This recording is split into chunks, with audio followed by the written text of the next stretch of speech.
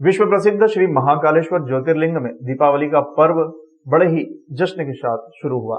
आज तड़के 4 बजे भस्म आरती में बाबा महाकाल का जलाभिषेक कर व श्रृंगार के बाद फुलझड़ियां जलाकर आरती की गई और दीपोत्सव मनाया गया। बाबा के दरबार में आज अन्नकूट लगा, जिसमें महाकाल को 56 पकवानों का विशेष भोग लगाया गया। आज से बाबा महाकाल को गर्म जल से नहलाने की भी परंपरा है। आज बाबा को गर्म जल से स्नान की शुरुआत भी की गई, जो कि महाशिवरात्रि तक चलेगी। महाकाल मंदिर में दीपावली उत्सव मनाने की परंपरा खास है। यहाँ रोजाना की तरह होने वाली भस्म आरती के पहले बाबा महाकाल का चंदन से उबटन किया गया, फिर सुगंधित द्रव्यों से स्नान कराया गया। यह स्नान अभ्यंग स्नान कहलाता है, जो कि वर्ष में एक बार होता है। बाबा का अभ्यंग स्नान भी अपने आप में खास है। चूंकि कार्तिक माह की 14 से ठंड की शुरुआत मानी जाती है, इसलिए यहाँ सुबह बाबा महाकाल को गर्म जल से स्नान कराया जाता है और गर्म जल से स्नान की ये परंपरा प्रक्रिया महाशिवरात्रि तक प्रतिदिन जारी रहती है। दीपावली पर्व के एक दिन बाद पड़वा पर देश भर में होने वाले अन्नकूट के आयोजन की भी शुरुआत उज्जैन के महाकाल के मंदिर से की गई। यहाँ दीपावली पर्व पर आज सुबह 4 बजे अन्नकूट का आयोजन किया गया, जिसमें 56 प्रकार के व्यंजनों का भोग महाकाल को लगाया गया। आरती में पंडे पुजारियों एवं श्रद्धालुओं ने उत्साह के साथ फुलझड़ी जलाई और दीपावली का जश्न मनाया। यूं तो बाबा के दरबार में रोज भस्म आरती होती है, पर आज की भस्म आरती अन्य दिनों की अपेक्षा कुछ विशेष रही।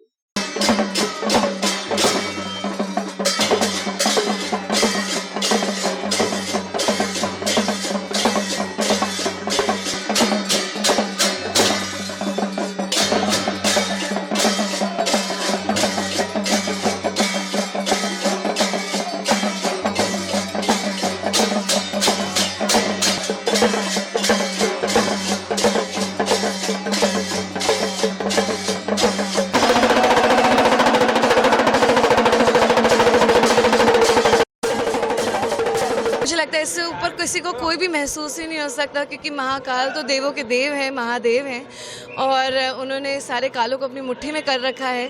तो उनके लिए हर रोज़ ही दीपावली है, पर मैं स्पेशली दीपावली वाले दिन आना चाहती थी, क्योंकि इतनी सारी फुलझड़ियों के साथ उनके साथ दीपावली मनाने का कभी और लाइफ में मौका नहीं मिल सकता।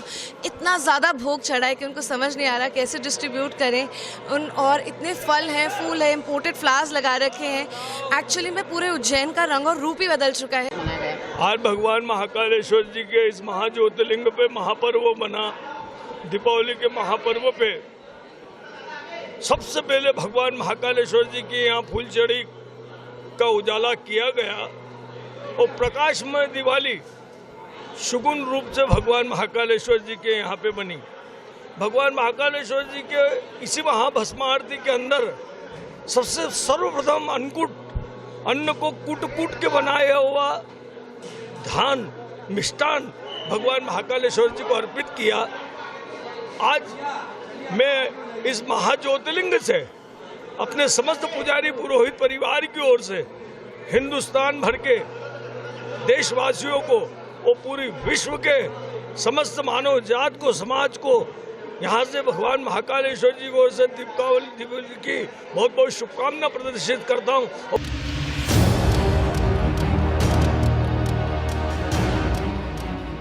करीब 1.5 घंटे बंद रहने के बाद व्हाट्सएप फिर काम करने लगा। व्हाट्सएप 1.5 घंटे बंद मतलब सर्वर डाउन रहने के दौरान करोड़ों यूजर्स परेशान हुए। इस दौरान किसी भी तरह का डेटा शेयर नहीं हो पा रहा था। व्हाट्सएप पर मैसेज भेजना और आना भी बंद हो गए हैं।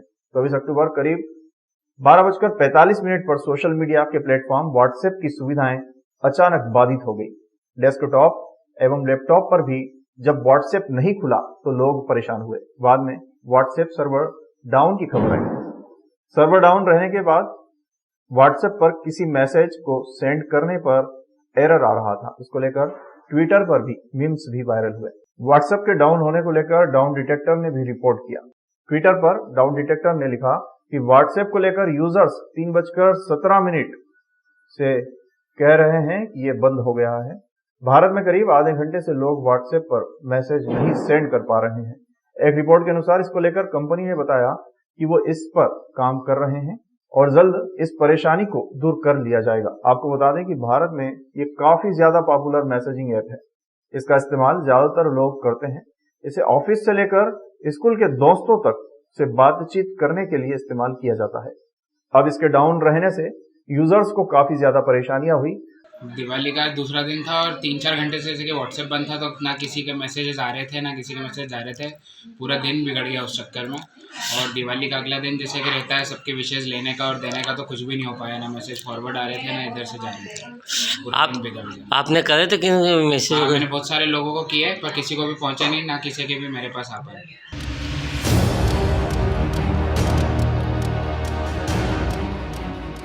दिवाली के पटाखे से झुलसा युवक का चेहरा। ईश्वर पिता गोपी जी, उम्र लगभग 38 वर्ष, खेतीबाड़ी का कार्य करता है, जो कि निवासी है पूरी खेड़ा गंभीर डैम के पास का रहने वाला। दिवाली के दिन ये व्यक्ति पटाखा जला रहा था, उस समय इसका चेहरा बम के धमाके से झुलस गया। ये घटना ऐसी हुई कि जब मैं पटाखा छोड़ रहा था नहीं, तो ऐसे एकदम से सारे उड़ के ऊपर गिर गए।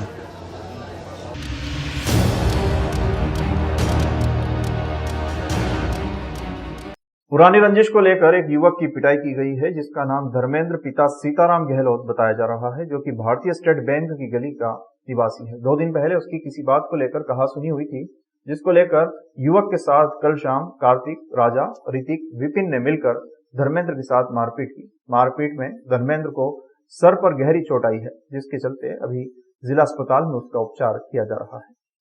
रात को करीबन 1:30 बजे मेरे पास कोई सवारी मेरे घर से आई थी, जिसको लेकर मैं रेलवे स्टेशन गया था।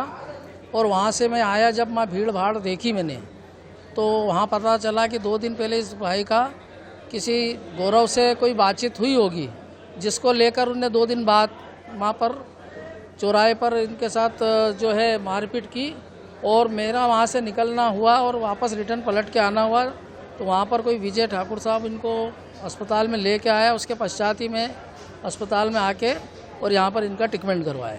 वो लोग वहीं कर स्थानीय सोलंकी रेस्टोरेंट के सामने वाला परिवार है, राजा है, कृतिक है, विपिन है, कालू है, ऐसे 4 लोग वहाँ पर नाम आए हैं उनके।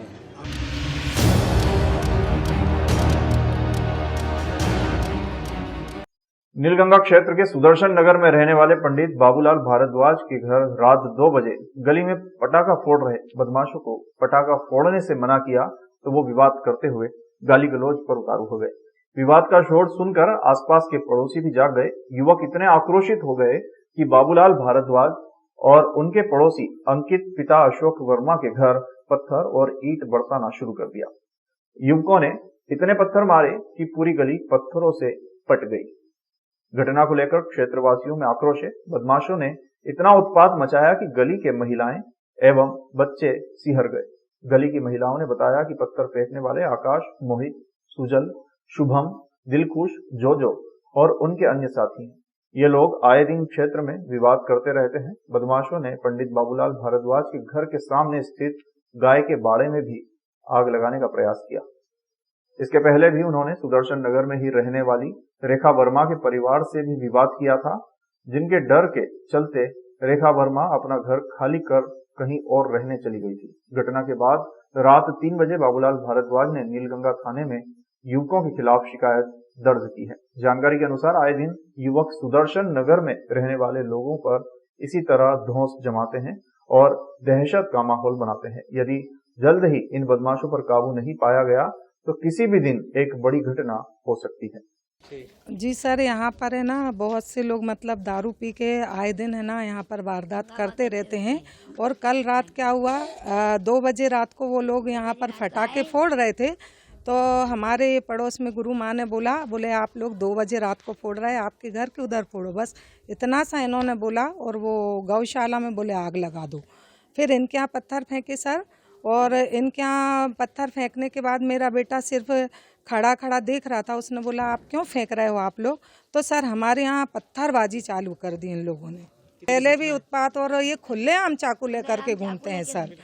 यहाँ पर हमारे पड़ोस में वो लोग भी खाली कर के चले गए इसी चक्कर में, क्योंकि उनका भी घर में पत्थरबाजी की थी और घर वर तोड़ दिया था, दरवाजे तोड़ दिए थे, तो वो लोग भी दहशत के मारे चले गए। सब पहले है ना दारू पीते हैं और दारू पी के हंगामा करते हैं।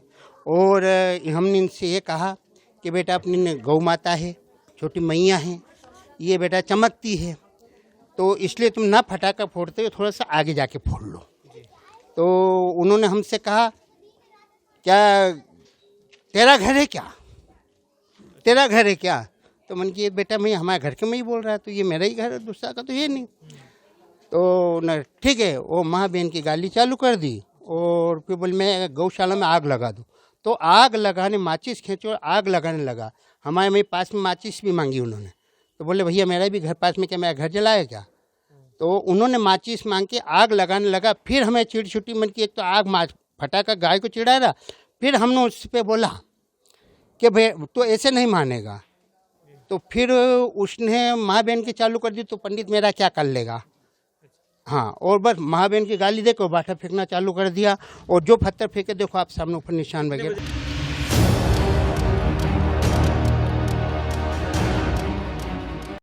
पंचदिवसीय दीप महापर्व बड़े हर्ष एवं उल्लास के साथ नगर में मनाया गया। व्यापार व्यवसाय हर क्षेत्र में चहल पहल देखने को मिली, चाहे वो सराफा में हो या बर्तन मार्केट में या किराना बाजार में हो या कपड़ा बाजार में, सभी और रौनक देखने को मिली। दीपोत्सव का ये पर्व दीपावली मुनावर विधानसभा में बड़े हर्षोल्लास एवं परिपूर्ण प्रेम विहार के साथ मनाया गया। प्रतिवर्ष अनुसार इस वर्ष भी माता महालक्ष्मी का पूजन बड़े ही उत्साह के साथ किया गया। आज सुहाग पड़वा के दिन अपने वरिष्ठों का आशीर्वाद लेने महिलाओं ने अपने सौभाग्य की वृद्धि हेतु भगवान से प्रार्थना करने का आज का दिन है। इस आयोजन को एक दिन आगे बढ़ाया गया। सूर्य ग्रहण के समय मांगलिक आयोजन नहीं किए जाते हैं, इस हेतु मनावर में पाड़ा लड़ाई का आयोजन भी आगामी समय के लिए आगे बढ़ा दिया गया है। प्रतिपदा के दिन मंदिरों में अन्नकूट का आयोजन किया जाता है, इसे भी स्थगित कर आगे बढ़ाया गया है, जो कल होगा। वहीं पशुओं की गेर भी कल निकाली जाएगी।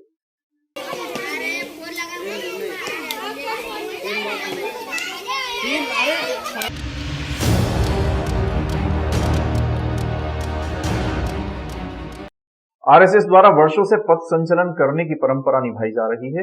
हालांकि इस बार बस्ती सह पथ संचलन निकाला गया।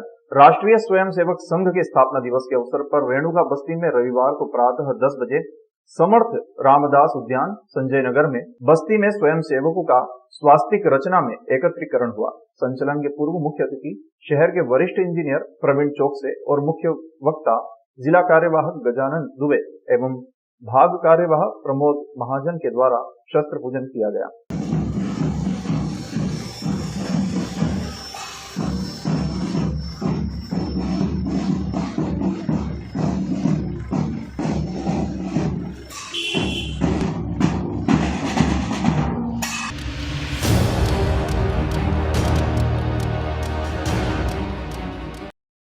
सुसनेर दीपावली के अवसर पर सोमवार को शुक्रवारिया बाजार स्थित नगर के लक्ष्मी नारायण मंदिर में भगवान लक्ष्मी नारायण का पंचामृत से अभिषेक कर विशेष पूजन किया गया। पंडित गोविंद शर्मा व पुजारी पंडित सतीश शर्मा ने पूजन अभिषेक करवाया। इस दौरान भगवान का आकर्षक श्रृंगार व महाआरती कर प्रसादी का वितरण भी किया गया। इस अवसर पर गोविंद बागड़, दुर्गेश शर्मा, भरत शर्मा, नीलेश मित्तल, बनवारी राठौर सहित कई श्रद्धालु मौजूद थे।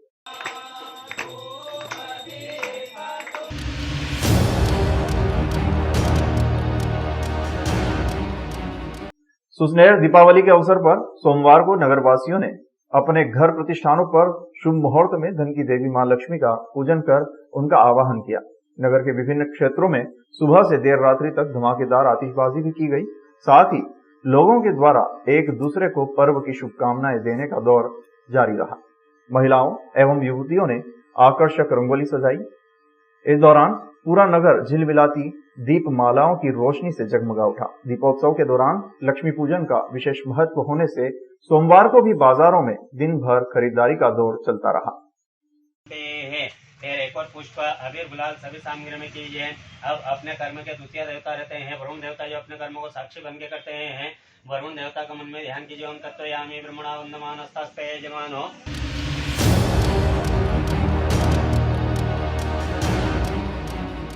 मनावर की ग्रीन गार्ड कॉलोनी में चोरी की वारदात सामने आई है। परिवार पूजन के बाद पैतृक गांव में दीपावली मनाने के लिए चला गया था। इस बीच बदमाशों ने मकान सूना होने का फायदा उठाकर चोरी की वारदात को अंजाम दिया। इस दौरान बदमाश नकुचा तोड़कर घर में घुसे और सामान बिखेर दिया। साथ ही सोने एवं चांदी के जेवरात और नकदी चुरा कर ले गए। पुलिस ने प्रकरण दर्ज कर मामले की जांच शुरू की है। पुलिस के अनुसार मनावर की ग्रीन गार्ड कॉलोनी में रहने वाले महेश पिता मेहताब सिंह चौहान के घर बदमाशों ने चोरी की। महेश ग्रीन गार्ड कॉलोनी स्थित घर में पूजा करने के बाद दीपावली मनाने के लिए अपने पैतृक गांव ब्राह्मणपुरी चले गए थे। इसका फायदा उठाकर बदमाशों ने घर में चोरी की वारदात को अंजाम दिया। जब महेश वापस लौटे तो घर के दरवाजे का नकुचा टूटा हुआ था। घर के अंदर बिस्तर पेटी व अलमारी का सामान बिखरा हुआ था। बेडरूम की अलमारी का भी लॉक टूटा हुआ था। बदमाशों ने सारा सामान बिखेर दिया। साथ ही सोने एवं चांदी की जेवरात, झुमकी, मंगलसूत्र, मोती, पायजेब चुरा कर ले गए। पुलिस ने महेश की रिपोर्ट पर अलग अलग धाराओं में केस दर्ज किया है। साथ ही बदमाशों की तलाश की जा रही है। परिवार के सदस्यों ने बताया कि घर में देवउठनी 11 के बाद शादी प्रस्तावित है। इस लिहाज से गहनों की खरीदारी की गई।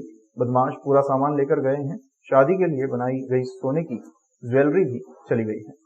वहीं दूसरी तरफ पुलिस ने इन ज्वेलरी की जानकारी एफआईआर में नहीं ली है। परिवार के सदस्यों के अनुसार करीब 5 लाख रुपए की ज्वेलरी चोरी हुई है। त्योहारों पर इस तरह की वारदात से पुलिस गश्त पर भी सवाल उठ रहे हैं। इससे आर्थिक नुकसान लोगों को झेलना पड़ रहा है।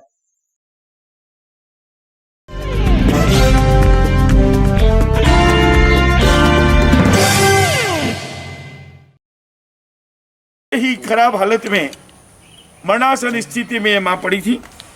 ऐसी माँ की सेवा करके भगवान महावीर की उस वाणी को सार्थकता सेवाधाम दे रहा है। भगवान महावीर ने कहा है कि जिसने दुखियों को जाना उसने मुझे पहचाना। आज हमारे बीच जैन समाज के गौरव श्री पारस जी कटारिया हमारे साथ उपस्थित हैं। नमो अरिहंताणम नमो सिद्धाणम नमो आयरियाणम। और ये बहन जो उड़ीसा की है उस अपने नन्हे बच्चे के साथ जिला प्रशासन के माध्यम से सेवाधाम पहुंची है। ये बाबा भी यहाँ आए हैं। आज हमने 4 लोगों को पर्युषण पर्व के चतुर्थ दिवस स्वीकार करके सेवा का एक छोटा सा कार्य परमात्मा के द्वारा जो दिया गया है उसे परिपूर्ण कर रहे हैं। आप सब लोगों से विनती है कि आप सेवाधाम के उत्थान में, विकास में, विस्तार में हर प्रकार से आप जुड़े, यहाँ आए, यहाँ के कार्यों को देखें और इसको आगे बढ़ाने में यथाशक्ति सहयोगी बने। जय जिनेंद्र। हम सेवाधाम।